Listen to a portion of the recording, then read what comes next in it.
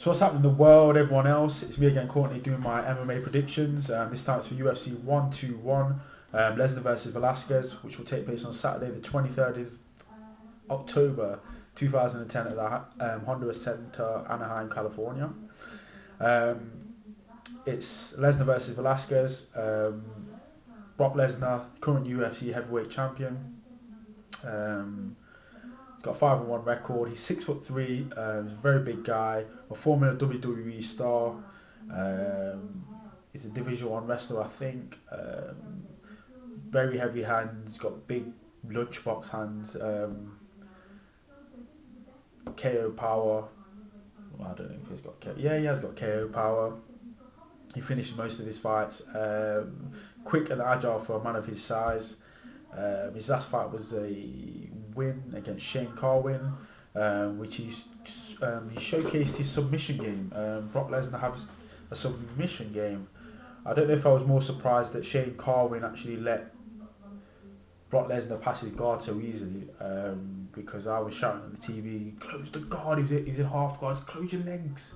But he just left the legs open and let him pass and get the arm triangle. But not taking anything away from Brock Lesnar. He's the champ. In his last 5 fights, he's had 4 wins and 1 loss. He's fighting Cain Velasquez, who's got a perfect 8-0 record. Another Division 1 wrestler, but Cain Velasquez is quick. He's quicker than most people. Not just for his size, I mean in general. His punches are really fast. He's got quite heavy hands as well. He's very agile, more agile than Brock Lesnar. I think he's a purple belt in Guerrilla Jiu-Jitsu, which is David Camarillo's system. So he's got decent submissions as well. He can take a punch, or he can recover well from a punch. Chet Congo dropped him twice in their fight, but Cain recovered, carried on the ground and pound, just kept Congo on his back. Obviously he's undefeated. In his last fight he beat Antonio Rodrigo Nogueira via TKO. His last 5 fights have all been wins. For this fight, I think if Velasquez can stay out the way, stay out the way of Brock Lesnar in a straight line, basically. If he carries on circling, going in and out, then I think he could win it quite easily if he does that. If he decides to stand there and trade, I think he'll be in a bit of trouble, because Brock Lesnar hits really, really hard. But if he circles and uses the angles and possibly even takes Brock Lesnar down, I've not seen Brock Lesnar fight off his back. I've seen him get punched in the head on his back by Shane Carwin, but I've not seen him put the guard on, close the guard, open the guard, try and get back up from the bottom. So it'd be interesting to see if Cain Velasquez takes him down. I think he will try and take him down, because he could just use the angles and just take him down. But yeah, so I think I'm going to pick Cain Velasquez to win.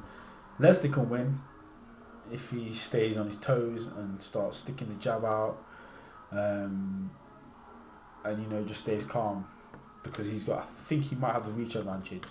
But anyway, forget that. I'm picking Velasquez to win. Next fight on the card, I'm looking forward to this fight as well. Jake Shields versus Martin Kampmann. Jake Shields is the former Strikeforce middleweight champion, and is the current Elite XC champ as well. Welterweight champ. He's got a 25 and 4 record. He's 6 foot. Jake Shields' ground game, his wrestling and jiu-jitsu is really good. He tends to smother people. Once he gets you on the ground, it's very difficult to get back up, as Dan Henderson found out, Paul Daly, Nick Thompson, who else found it difficult? There's loads of them that found it. Mayhem Miller as well found it difficult to get back up. His stand-up's not very good, not as good as his teammates Nick and Nate Diaz, or Gilbert Melendez for that fact.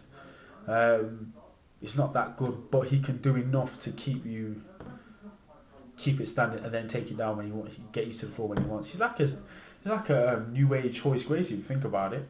Hoist Gracie would stand up with his you know, and then charge in and do some sort of takedown. Jake Shields is similar, but I'm not taking anything away from him because he's not been beaten in 10 years. Well, no, sorry, not been beaten, not been finished in 10 years, not lost since 2004, and he's on a 14-fight win streak. Who else has that? No one. That I know of anyway. But yeah, that's Jake Shields. His last fight was against Dan Henderson at middleweight. He beat Dan Henderson. He got rocked early on, but then he carried on, smothered Dan Henderson, kept him on the ground, made Dan Henderson look like an amateur. Obviously, his last 5 fights, he's had 5 wins. And he's fighting Martin Kampmann.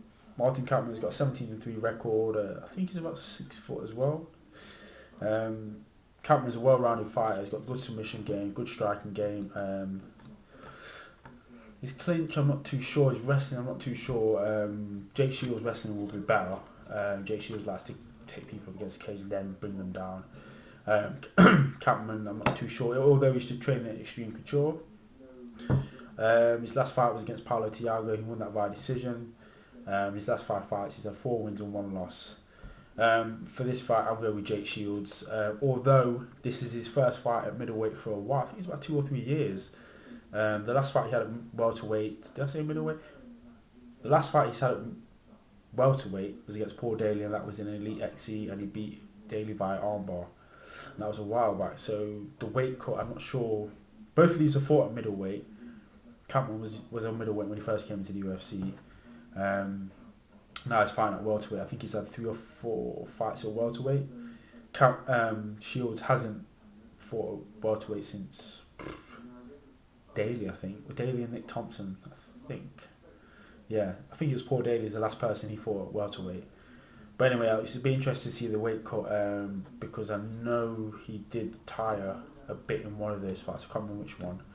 But anyway, I'm still picking Jake Shields to win this fight via smother, either to pull out the decision or to submit Martin Kampmann. But I'm not underestimating Martin Kampmann's ground game because he made Paulo Thiago look a bit amateurish on the floor in their last fight, and Thiago is a black belt, but I don't see him doing the same to Shields. But anyway, I'm picking Jake Shields to win that fight either via submission or decision. Next fight on the card is Paulo Thiago versus Diego Sanchez. Both of these guys are coming off losses. Paulo Thiago against Kampmann, Diego Sanchez against John Hathaway. Paulo Supercop Thiago, 5'11", got a 13-2 record. He's more of a counter puncher. He hits and punches and kicks really hard. He's a BJJ black belt. He's tough as nails, and he's one of those, I think it's Bope super cops that chases people through the streets of Brazil, chases them through the favelas. This guy's tough. Very unorthodox as well. His last fight was a loss against Martin Kampmann by decision. His last 5 fights, he had 3 wins and 2 losses. And he's fighting Diego the Sanchez Nightmare, or Diego the Nightmare Sanchez, or the yes man. But anyway, he's fighting Diego Sanchez, who's 5'10", he's got a 21-4 record. Diego Sanchez, very good cardio, good wrestling, good jits. His stand-up's okay. It was getting better, but after seeing him fight Hathaway and BJ Penn, I'm still saying it's okay. It's not great. He's tough though, very tough guy. Crazy as well. I love his cartwheels and yes. I think he needs to take a chill pill and relax and let the punches flow, you know, instead of, that's what he looks like. In the BJ Penn fight, he looked really tense and he got tired quickly, and then, I don't know, just chill. Yeah, in his last 5 fights, he's had 3 wins and 2 losses. His last fight was against John Hathaway, which he lost by decision. For this fight, I'm picking Paulo Thiago. I'm picking the Super Cop. Unless Sanchez has changed something drastically, I don't see him beating Thiago. I think Thiago's going to do it because Sanchez is going to come forward and Thiago's going to clip him on the counter punch, and I think he's going to do him via TKO or KO. But yeah, Paulo Thiago is going to win that fight. Next on the card is everyone's favourite UFC fighter, Tito Ortiz versus Matt Hamill. Ortiz, everyone knows about Ortiz. He was a long-standing UFC champ, one of the biggest names in the sport. Had problems with his neck and his back, and he's been out for a while. Now he's back. He's got a 15-7-1 record. He's 6'2". He's quite big for a light heavyweight. He's a decent wrestler. His hands and his feet are okay. But I've seen Ortiz on the pads, and he looks really sharp on the pads. But when you see him in the ring, when you see him in the octagon, he doesn't really throw that much. He's a bit hesitant. I'm thinking, just let your hands go, man. Just let your hands go. But yeah, he's mentally tough. He's got the cardio. Well, I'm not sure he's got the cardio now, as he used to have, because that guy could go from days. But yeah, he's mentally tough. Big head. Take a lot of punches. His last fight was a loss to Forrest Griffin via decision. His last 5 fights, he's had 1 win, 3 losses, and 1 draw. And he last won a fight 4 years ago, and that was against Ken Shamrock. So I don't know what's going to happen after this fight if he loses. I don't know. And he's fighting Matt Hamill, who's got a 9-2 record. He's 6'2". Matt Hamill's got some world-class wrestling. Sorry, I can't remember the name of the title, but he's a world-class wrestler. Stand-up's getting better. He's strong. And his main advantage in this fight, just for this fight, is that he's actually deaf, or partially. He can hear partially anyway. And you know why I say that is because he doesn't have to hear Tito Ortiz's bull. That's his main advantage. He doesn't have to hear that. All he has to see is Tito's mouth moving. That's it. He doesn't have to hear the shit. But that's joking aside. Don't take any offense, deaf people.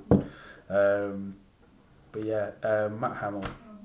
His last fight was a win against Keith Jardine by decision. His last 5 fights is 4 wins and 1 loss. This is one of the fights I'm not too sure about. If Ortiz can stand up or keep standing, I think he could probably win it. But he's got to stop Hamill taking him down. I don't see that happening. And I'm going to go for the wild card. I'm going to go for Matt Hamill to win this via decision or ground and pound. I hope he doesn't get starstruck and think, oh, my coach.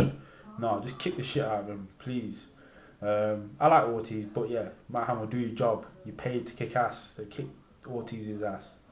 But I'm going to pick Matt Hamill by decision or TKO. I hope. I don't know what Tito's going to do if he loses though. And the next fight on the card is Brendan. I can't pronounce this guy's name. Schaub. I don't know. Versus Gabriel Gonzaga. Brendan Schaub is 6'1". He's 6'1". He's got a 6'1" record. He's 6'4". I've not watched. To be honest, I've not watched too many of these guys' fights. From his record, he looks like he finishes all of his fights. He's got heavy hands. Has submission game as well. In his last fight, it was a win against Chris Tushner, something like that. His last 5 fights is 4 wins and 1 loss. But he's taking on Gabriel Gonzaga, who's 6'1". He's got 11-5 record. Gabriel Gonzaga was a top 10 heavyweight about a year or so ago. Yeah, he's got good hands. Obviously, he's got good submissions in black belt Brazilian Jiu-Jitsu. He's won numerous championships. But his chin's a bit suspect though. If he gets clipped on that, even the slightest, he goes down. Yeah, his last fight was a loss to Junior Dos Santos via TKO. So he finishes or gets finished. His last 5 fights, had 3 wins and 2 losses.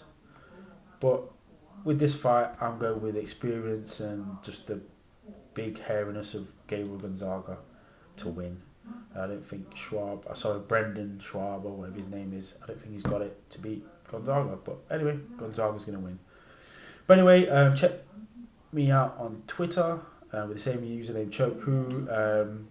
I train at LeicesterMMA.com. And check out the people I follow on Twitter. There's loads of them. They're all MMA. Most of them are MMA ones anyway. But yeah. Anyway, give me a thumbs up, thumbs down, comment, and yeah, follow all these people on Twitter. Peace. Peace.